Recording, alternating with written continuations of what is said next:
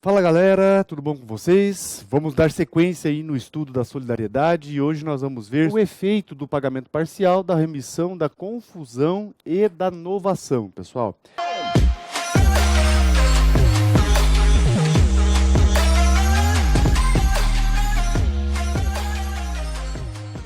Primeiro, pessoal, vamos ver em relação ao pagamento parcial, artigo 277.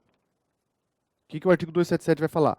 O pagamento parcial feito por um dos devedores e a remissão por ele obtida não aproveita aos outros devedores, senão até a concorrência da quantia paga ou relevada. Na verdade, pessoal, em relação ao pagamento parcial a gente já viu, né? Pagamento parcial significa abatimento. Então, pessoal, eu vou abater a quantia paga. Então, se eu devia 150, paguei 50, então eu vou abater 50, vai continuar devendo 100, e nesse 100, a solidariedade continua, certo? A questão principal aqui, pessoal, está relacionada à remissão. E essa aqui que é a grande dificuldade, na verdade.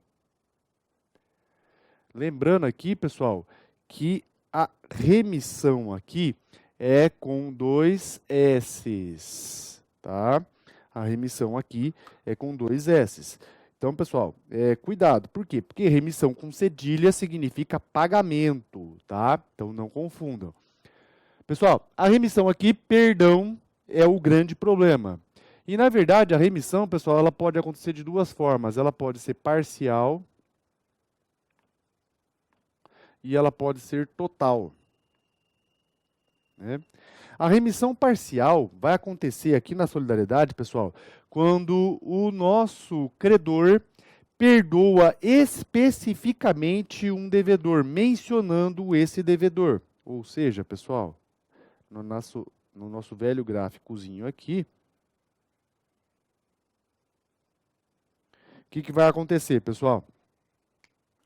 Nós temos essa obrigação de solidária, R$150, tal, e aí o credor perdoa o devedor 1. Ele faz a remissão em relação ao devedor 1, pessoal.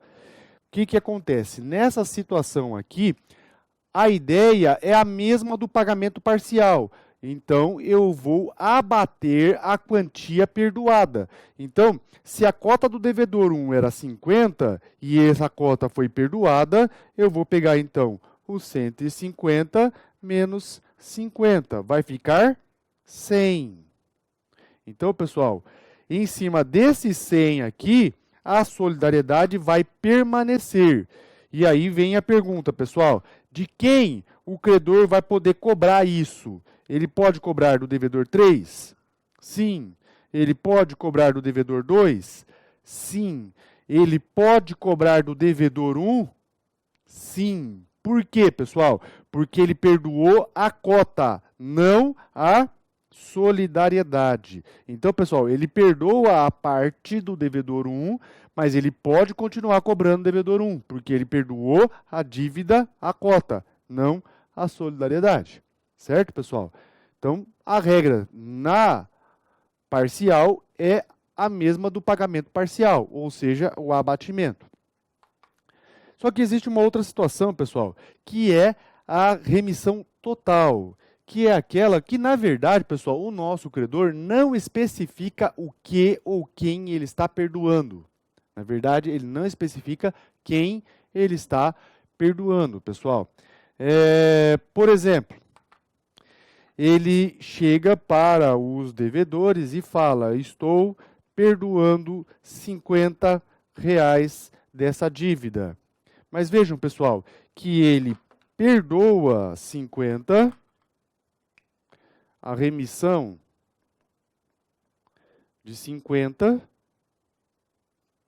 ele faz a remissão de 50, mas ele não especifica qual devedor ele está perdoando.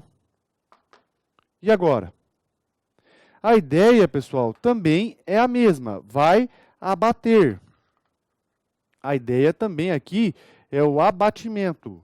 Mas, na verdade, pessoal, essa remissão não vai atingir a um devedor, vai atingir a todos os devedores. Ou seja, pessoal, em vez do nosso devedor 1 dever 50, cada um aqui dever 50, na verdade, pessoal, agora eles vão passar a dever 1/3 de 100. Ou seja, cada um agora, depois dessa remissão, vai passar a dever 33,33. Por quê, pessoal? Porque a remissão não especificou qual devedor está sendo perdoado. Isso é remissão total. Ok, pessoal? A terceira situação que nós temos aqui, pessoal, é a confusão. Confusão, na verdade, é um instituto que nós vamos estudar mais para frente, mas só para vocês terem uma noção do que é a confusão, pessoal. A confusão, na verdade, ela acontece quando na mesma pessoa se aglutinam as figuras de credor e devedor. Ou seja, a pessoa passa a dever para ela mesma. Né? Como assim, gente? Simples, pessoal. Acontece muito em algumas situações. Por exemplo, um filho está devendo dinheiro para o pai. Né? E aí, então, o que acontece, pessoal? Esse pai morre, e esse filho ele é filho único. Então, ele é filho único, está devendo dinheiro para o pai, e o pai morre, pessoal. O que vai acontecer com essa dívida? Essa dívida, por herança, vai passar a ser desse filho. Então, veja, pessoal, o filho agora é credor dele mesmo. Né? Então, o que acontece, pessoal? Numa situação dessa, não tem como eu ter o pagamento. Né? O filho vai chegar assim, ó, ô, Gilberto, vim te pagar. Ô, beleza, Gilberto, ok, obrigado. Não tem como, pessoal. Então, nessa situação, o que nós vamos ter? Extinção da obrigação por confusão. O que acontece, pessoal, quando nós temos confusão na solidariedade? A ideia é parecida com a remissão, pessoal. Então, vamos lá. Nós temos aqui a nossa obrigação solidária, certo? E o devedor 3 é filho do credor, ok? O devedor 3 é filho do credor, pessoal. O que vai acontecer? O nosso credor, ele morre. Agora que o nosso credor morreu, pessoal, o que vai acontecer com a nossa obrigação? Vejam, se o credor morreu e o filho e o devedor 3 é filho do credor, então ele é herdeiro, certo? Então agora, pessoal, o devedor 3, na verdade, ele é credor.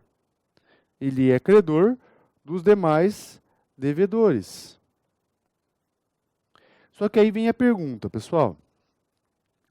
Ele, devedor 3, vai poder cobrar a cota dele dos outros dois?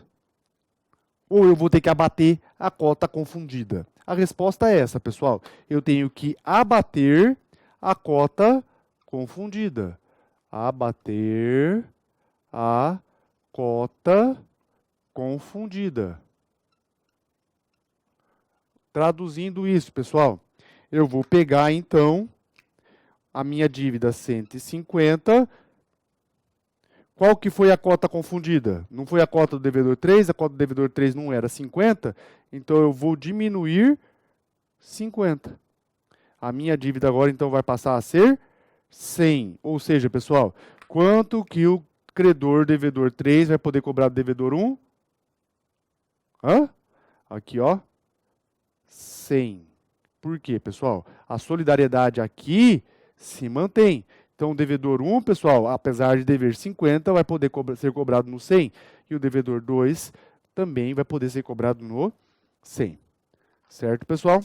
Então, isso aí é a confusão. Por fim, pessoal, o que a gente tem que ver agora é a novação. E a novação, pessoal, está lá no artigo 278 do Código. Novação, na verdade, também é um instituto que nós vamos estudar mais para frente. E a novação, pessoal, tecnicamente, é você extinguir uma obrigação fazendo uma nova obrigação. E essa nova obrigação, ela tem por objetivo extinguir a obrigação anterior. Né? O que acontece, pessoal? O artigo 278 vai falar para nós o seguinte: qualquer cláusula, condição ou obrigação adicional estipulada entre um dos devedores solidários e o credor não poderá agravar a posição dos outros devedores sem o consentimento deles. Ou seja, pessoal, o que acontece? De acordo com o artigo 278, nós podemos ter a seguinte situação. Nós temos essa obrigação solidária aqui, dívida 150, ok? E aí o que acontece, pessoal? o credor vai lá e cobra o devedor 1, certo? E aí o devedor 1 fala para o credor, credor, não tenho dinheiro para pagar agora, mas vamos fazer o seguinte, você me dá mais prazo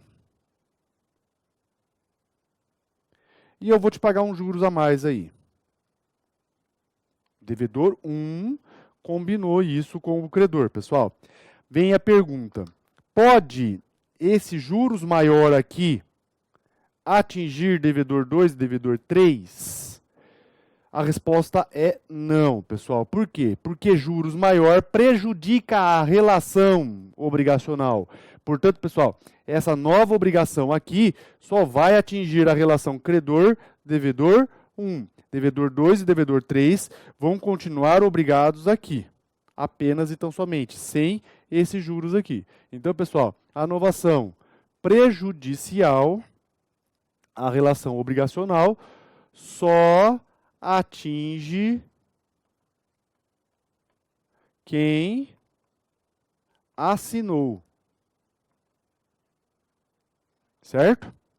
Agora, por outro lado, pessoal, nosso devedor aqui conseguiu negociar um prazo maior, sem aumentar juros, né?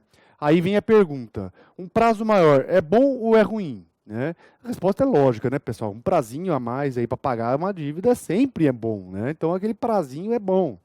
Se o prazinho é bom, pessoal, ele está beneficiando a relação. E aí vem a pergunta, pessoal, o código fala apenas do prejuízo, se prejudicar não atinge, mas e se beneficiar? A novação vai atingir mesmo quem não participou? A resposta, pessoal, é positiva. Por quê? A ideia é a mesma daquele negócio, né? Lei penal benéfica atinge o réu. Lei penal que não é benéfica não atinge o réu, né? Então, pessoal, nessa situação, o que vai acontecer? Se a alteração traz benefício, a doutrina entende numa interpretação inversa que vai atingir a todos. Então, pessoal, esse prazo maior vai ser também para o devedor 2 e também para o devedor 3. Então, pessoal, na novação, se ela for prejudicial, só atinge quem assinou. Se ela for benéfica, atinge a todos, mesmo aqueles que não participaram da relação. Ok? Continuando, pessoal, agora nós vamos ver sobre a impossibilidade da prestação. Vejam, na obrigação solidária, pessoal, se a prestação se perde sem culpa do devedor, então não temos prejuízo nenhum. O que acontece é que a obrigação ela está resolvida, como nós já vimos em situações anteriores, certo? Agora o problema, pessoal, é quando a nossa prestação se perde com culpa. E aí, pessoal, entra o artigo 279 do Código.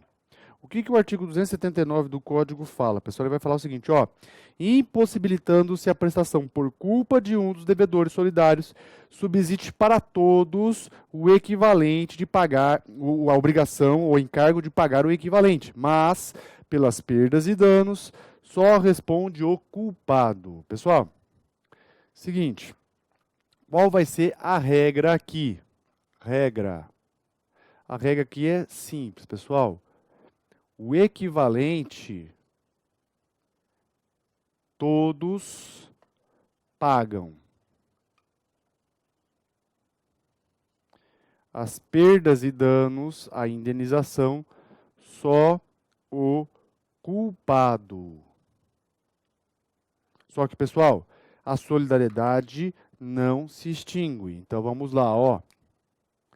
Credor, devedor 1, devedor 2, devedor 3, solidariedade, cavalo, certo? E aí o que acontece, pessoal? O nosso cavalo, ele morre, o devedor 3 mata o cavalo.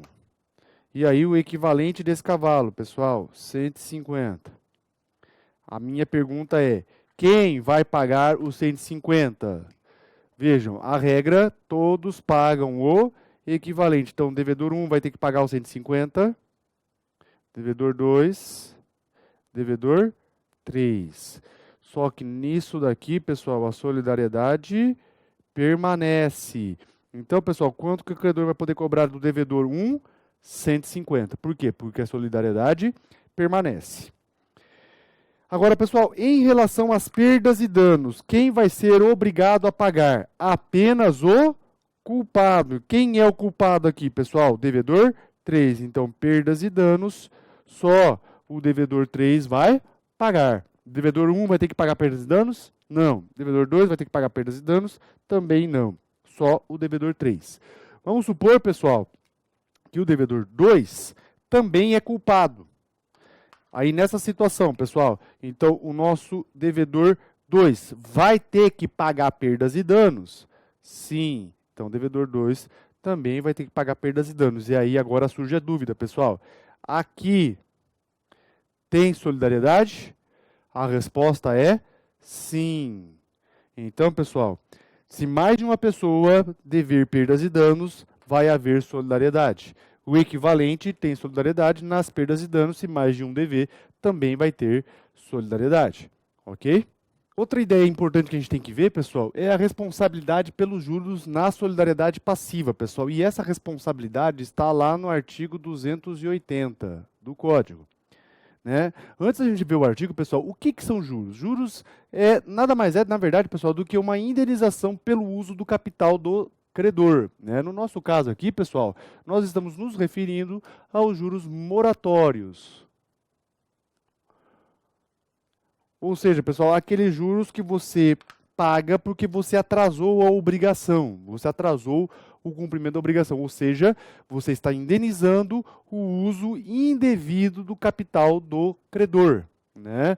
Então, o que acontece, pessoal? O artigo 280 vai falar o seguinte, ó, havendo inadimplemento tal, todos os devedores respondem pelos juros de mora, ainda que a ação tenha sido proposta somente contra um, mas o culpado responde aos outros pela obrigação acrescida. Então aqui, pessoal, na verdade, a ideia é a mesma da impossibilidade da prestação, só que o modus operandi disso é diferente.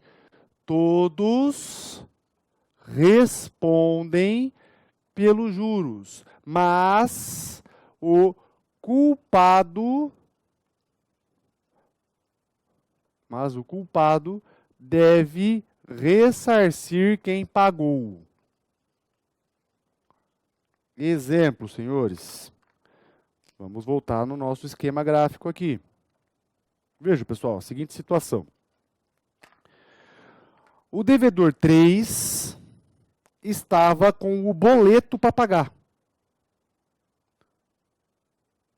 Veja, pessoal, tem como o devedor 2 pagar sem boleto? Não. Tem como o devedor 1 pagar sem boleto? Não. Quem tinha a responsabilidade para pagar, pessoal, era o devedor 3. E o devedor 3, pessoal, não pagou. Né?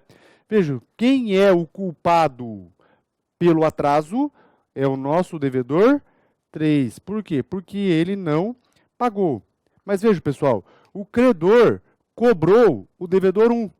O devedor 1 vai ser obrigado a pagar? Sim. O devedor 1, pessoal, vai ser obrigado a pagar os 150 mais os juros moratórios. Só que aí vem a pergunta, pessoal, o devedor 1 deve os juros moratórios?